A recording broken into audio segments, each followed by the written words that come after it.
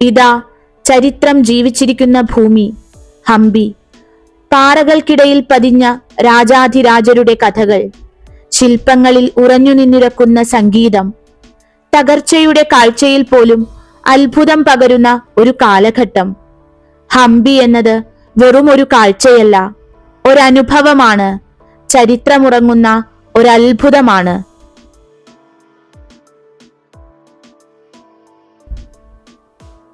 ഇന്ത്യയുടെ ആഭരണമായ ഈ പുരാതന നഗരം പണ്ടൊരിക്കലൊരു ലോക സാമ്രാജ്യത്തിന്റെ ഹൃദയമായിരുന്നു എന്ന് വിശ്വസിക്കാൻ അതിന്റെ വിസ്മയകരമായ കലാസൗന്ദര്യവും ചരിത്രശേഷിപ്പുകളും മതി.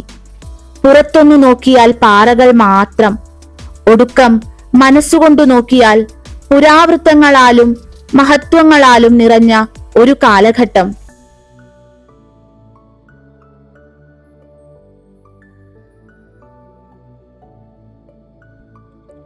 ഹോട്ടലിനോട് ചേർന്നുള്ള റെസ്റ്റോറന്റിൽ നിന്നും കർണാടക സ്റ്റൈൽ പ്രഭാത ഭക്ഷണം, ഗീ റോസ്റ്റും ഒനിയൻ ദോശയും പൂരി മസാലയും, പിന്നെ ഒരു ഹംപി സ്റ്റൈൽ പൈനാപ്പിൾ കേസരിയും. കിലോമീറ്ററുകളുടെ വ്യത്യാസം രുചിയിലും ഉണ്ടാകുന്നത് ഞങ്ങൾ അനുഭവിച്ചറിഞ്ഞു.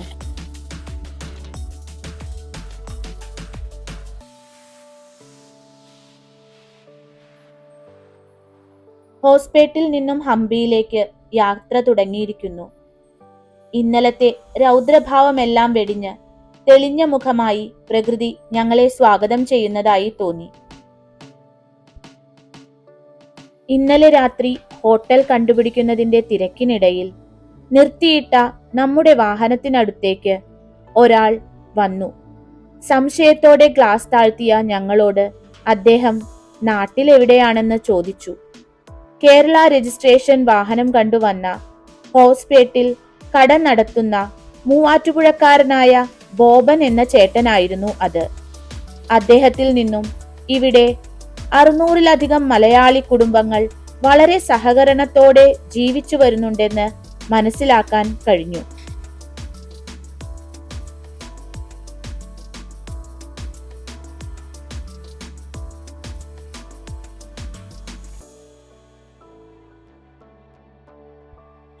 ഹംപിയിലേക്ക് എത്തും തോറും ഭീമാകാരമായ പാറക്കെട്ടുകൾ ദൃശ്യമായി തുടങ്ങി.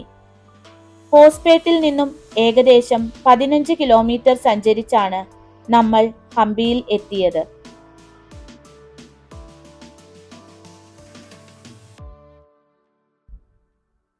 ഹംപിയിലെ പ്രധാന സ്ഥലങ്ങളെല്ലാം ഗൂഗിൾ മാപ്പിന്റെ സഹായത്തോടെ കണ്ടെത്തുക എന്നത് അത്ര എളുപ്പമുള്ള കാര്യമല്ല. പാർക്കിങ്ങിലേക്ക് അടുക്കും തോറും ഗൈഡുകൾ എന്ന രീതിയിൽ ഒരുപാട് പേർ നമ്മളെ സമീപിച്ചു.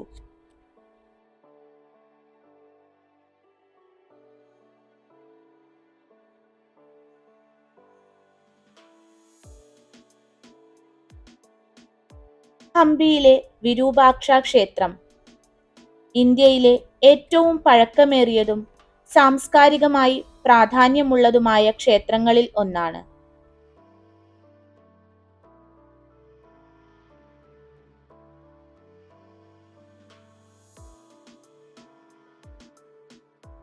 വിരൂപാക്ഷൻ എന്ന രൂപത്തിൽ മഹാശിവനാണ് ഇവിടത്തെ പ്രധാന ആരാധനാമൂർത്തി.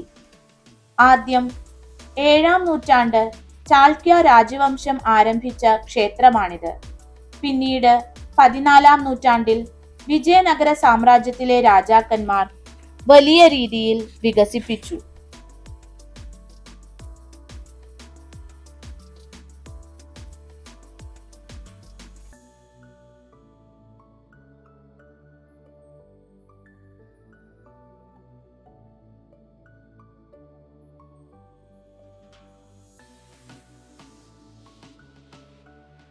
യുനെസ്കോയുടെ പൈതൃക പട്ടികയിൽ ഇടം നേടിയ ഹംപി ഗ്രൂപ്പ് ഓഫ് മോണ്യുമെന്റ്സിന്റെ പ്രധാന ഭാഗം.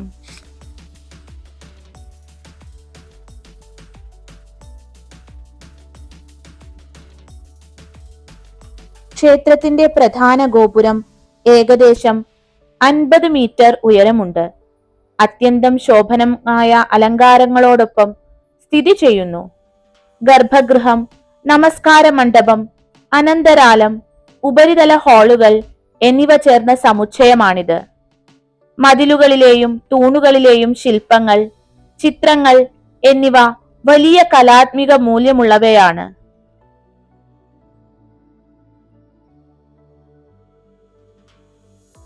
ഈ ക്ഷേത്രത്തെക്കുറിച്ച് അറിയാൻ കഴിഞ്ഞത് ഇതിനകത്ത് ഒരു ശാസ്ത്രവിസ്മയം ഒളിച്ചിരിക്കുന്നുണ്ടത്രേ. ഒരു പിൻഹോൾ ക്യാമറ സംവിധാനം. ഗോപുരത്തിന്റെ ഊർജ്ജസ്വലമായ മറിച്ചുള്ള പ്രതിബിംബം അകത്തെ മതിലിൽ കാണാനാകുമെന്നാണ് പറയുന്നത്.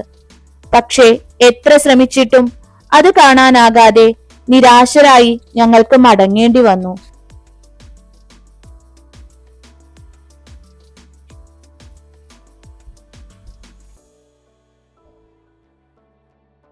ഈ കാഴ്ചകളെല്ലാം കണ്ടു കഴിഞ്ഞപ്പോഴേക്കും നല്ല ക്ഷീണവും കടുത്ത ദാഹവും തോന്നി.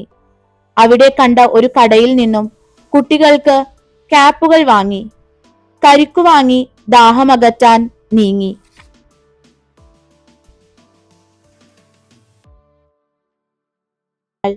ഈ കൽഭിത്തികൾക്കിടയിലൂടെ അടുത്ത സ്ഥലത്തേക്ക് നീങ്ങി.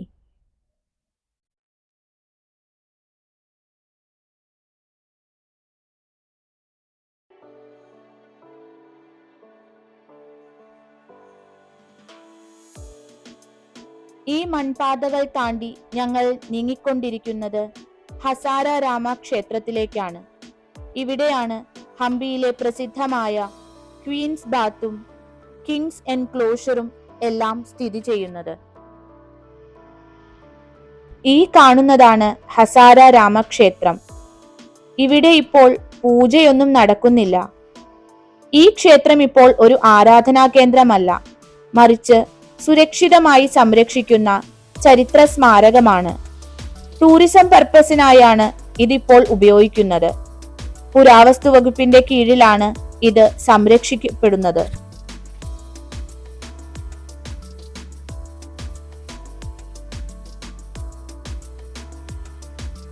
ക്ഷേത്രത്തിന്റെ മതിലുകളിൽ രാമായണത്തിന്റെ 1000-ലധികം ദൃശ്യങ്ങൾ ശില്പരൂപത്തിൽ കാണാം.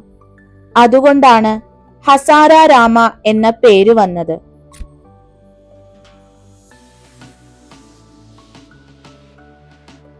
പിന്നീട് നമ്മൾ പോയത് ഹസാര രാമ ക്ഷേത്രത്തിന്റെ തൊട്ടടുത്ത് സ്ഥിതി ചെയ്യുന്ന ഹംപി മ്യൂസിയത്തിലേക്കാണ്. കമലാപുര പുരാവസ്തു മ്യൂസിയം എന്നാണ് ഇതിന്റെ യഥാർത്ഥ പേര്.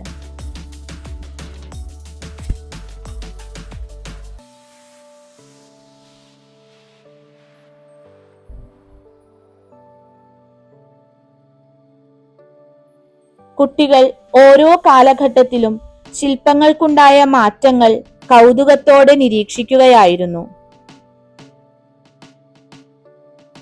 രാവിലെ 10 മുതൽ വൈകിട്ട് 5 വരെയാണ് ഇവിടത്തെ സന്ദർശന സമയം. ചൊവ്വാഴ്ചകളിൽ ഇത് പ്രവർത്തിക്കുന്നതല്ല.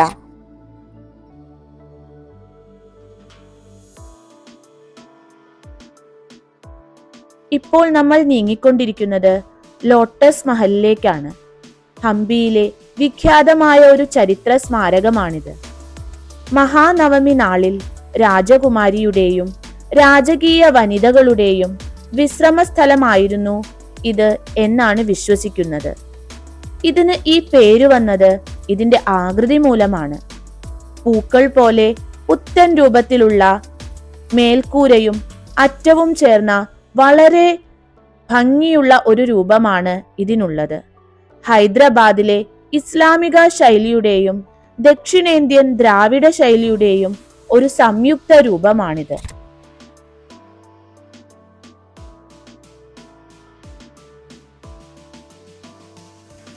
ടിക്കറ്റ് കൗണ്ടറിനോട് ചേർന്നുള്ള ടോയ്ലറ്റ് സംവിധാനം ഉപയോഗപ്പെടുത്തിയതിനു ശേഷം ഞങ്ങൾ അടുത്ത കെട്ടിട സമുച്ചയത്തിലേക്ക് യാത്ര തുടർന്നു.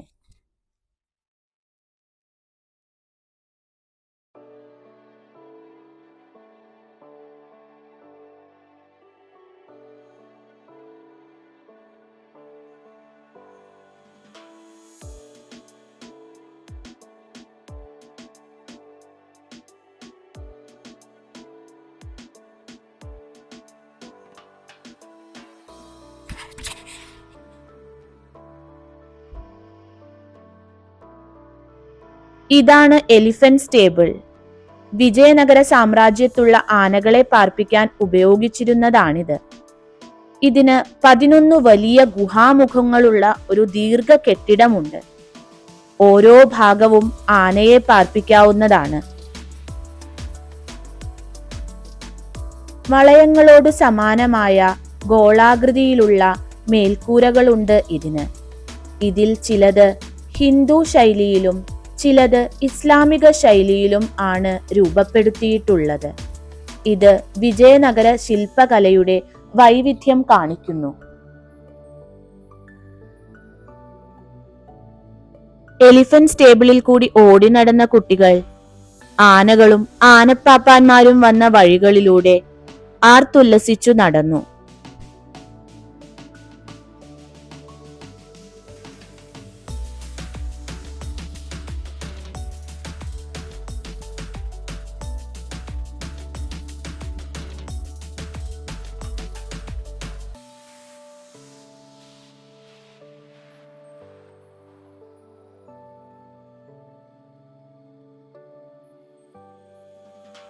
ഇതിൽ നിന്നെല്ലാം വേറിട്ട ഒരു കാഴ്ച ഞങ്ങൾക്ക് കാണാനായി. കാളയുടെ കാലിന് ലാടമിടുന്ന കാഴ്ചയാണത്. പഴയ ചെരുപ്പ് നീക്കി ലോഹം കൊണ്ടുള്ള പുതിയ ചെരുപ്പ് നൽകും. എന്നാൽ പുതിയ ഷൂസ് കിട്ടിയ സന്തോഷമൊന്നും ഈ കാളയ്ക്കില്ല. പ്രാദേശിക കർഷകരും തൊഴിൽ പ്രവർത്തകരുമാണ് ഈ പ്രവർത്തനം ചെയ്യുന്നത്.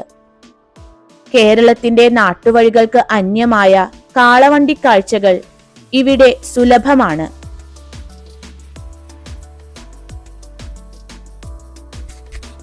ഈ പ്രക്രിയയ്ക്ക് ശേഷം ഉഷാറായി വന്ന ഈ കാളക്കുട്ടൻ എല്ലാവരെയും ഒന്ന് ഭയപ്പെടുത്തി.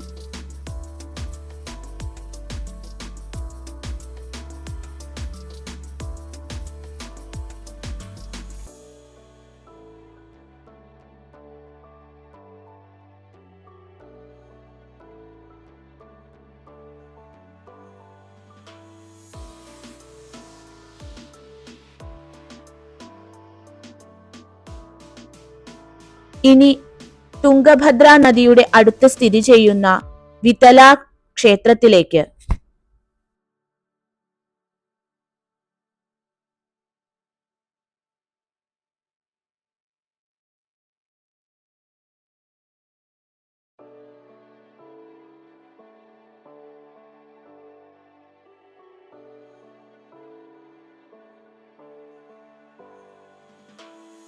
ക്ഷേത്രത്തിൽ വാഹനങ്ങൾക്ക് നേരിട്ട് പ്രവേശനം അനുവദിക്കില്ല. സന്ദർശകർ ബാറ്ററി വാഹനത്തിലോ കാൽനടയായോ ക്ഷേത്രത്തിലേക്ക് എത്തണം.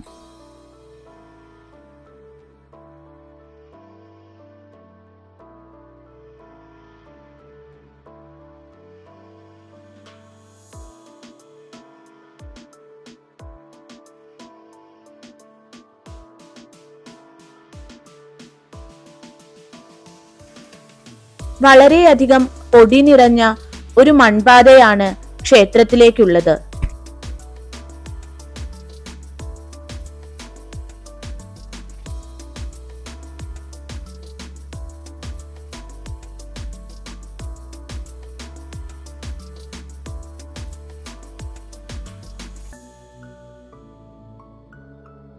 വിതല ക്ഷേത്രം ഹംപിയിലെ മറ്റൊരു മനോഹരമായ കലാസൃഷ്ടിയാണ്.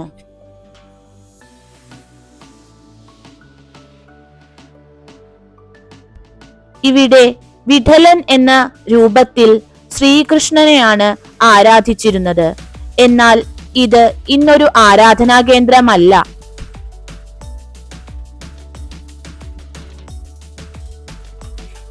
ഈ ക്ഷേത്രത്തിനകത്തെ മഹാമണ്ഡപവും ഉത്സവ മണ്ഡപവും സംഗീത ശിലാതൂണുകളും എല്ലാം വളരെ പ്രാധാന്യമുള്ള കാഴ്ചകളാണ്.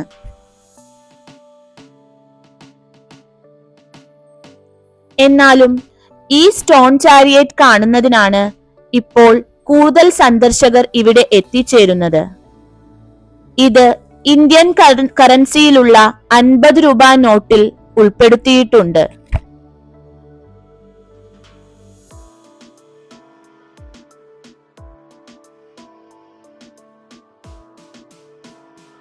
ഇത് ദ്രാവിഡ വിജയനഗര ശൈലിയിൽ നിർമ്മിച്ചിരിക്കുന്ന ഒരു ക്ഷേത്രമാണ്. ഈ ക്ഷേത്രം ഭക്തിനിഷ്ഠയേക്കാൾ അധികം കലാസമ്പന്നതയ്ക്കായി പ്രശസ്തിയാർജിച്ചിരിക്കുന്നു. പൂർണമായും ഒരു പുരാവസ്തു സ്മാരകം, പൂജകളോ ആചാരങ്ങളോ ഇവിടെ ഇന്നില്ല.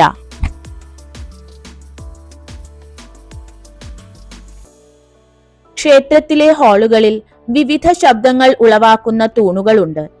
ഒരേ കല്ലിൽ നിന്നുണ്ടാക്കിയ ഈ വാദ്യോപകരണങ്ങളിലെ ശബ്ദങ്ങൾ പോലെയുള്ള ശ്രുതികൾ പുറപ്പെടുവിക്കുന്നതാണ് ഇവിടത്തെ പ്രത്യേകത.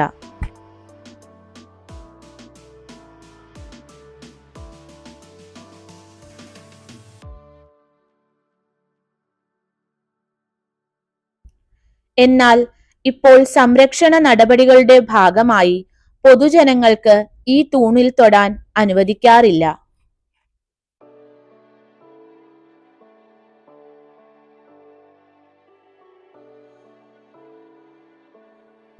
ഈ കൽത്തൂണുകൾക്കിടയിൽ നിരീക്ഷിച്ചപ്പോൾ വാട്ടർ ഡ്രെയിനേജ് കൊടുത്ത് രൂപപ്പെടുത്തിയിട്ടുള്ള ഒരു വെൽ പ്ലാൻഡ് കൺസ്ട്രക്ഷൻ തന്നെയാണ് ഇതെന്ന് ഞങ്ങൾക്ക് തോന്നി.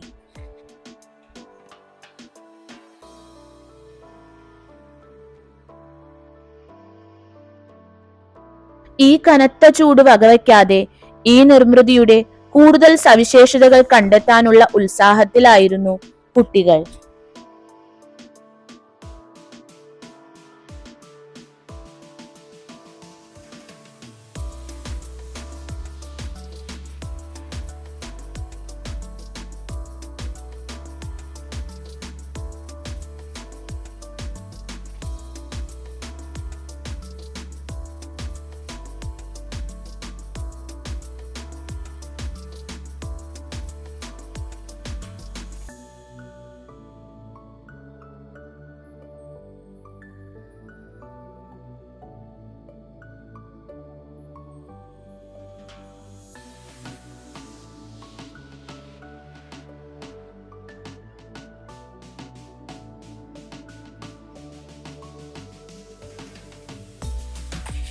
ഈ ഏപ്രിൽ മാസത്തിൽ ഏകദേശം 43 ഡിഗ്രി ചൂടിലാണ് ഇപ്പോൾ ഞങ്ങൾ നിൽക്കുന്നത്.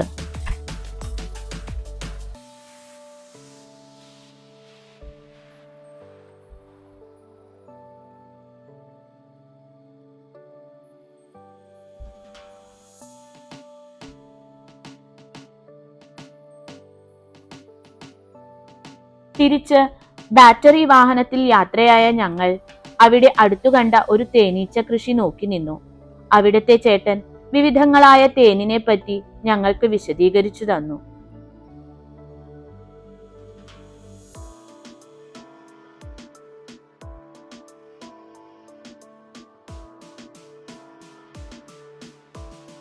പിന്നീട് ഞങ്ങൾ പോയത് ലഞ്ച് കഴിക്കാനാണ്. ക്ഷേത്രത്തിന്റെ പാർക്കിങ്ങിനോടടുത്തുള്ള ക്യാൻറ്റീനിൽ നിന്നും ഒരു ലഞ്ച്. പനീർ ഫ്രൈഡ് റൈസും വെജിറ്റബിൾ പുലാവും ഒപ്പം നല്ല സ്വാദുള്ള തൈരും.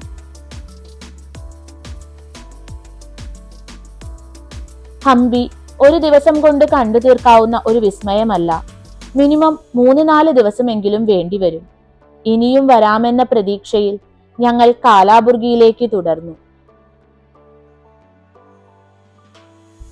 6 മണിക്കൂർ യാത്ര.